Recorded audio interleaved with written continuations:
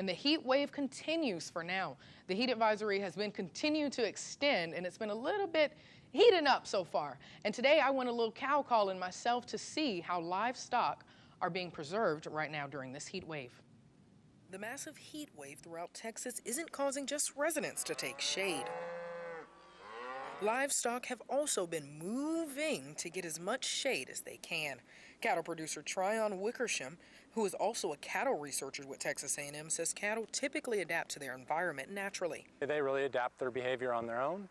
So what they're going to do is you'll see them graze more early in the morning, and then they'll come out and start grazing again later in the evening. He says just like humans, they try to avoid being outside when it's the hottest part of the day too. This chart is used as a livestock temperature guide to ensure cattle do not experience heat stress, which Dr. Thomas Haregrove, one A&M AgriLife Extension vet and animal science professor, says affects their milk production.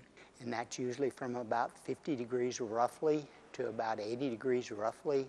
During that temperature range, they don't have to expend energy to cool down or to warm up. We also have widespread drought, and so as we get drier and drier, water becomes harder and harder to find. With temperatures reaching over 100 degrees, exhausting their energy in water is key.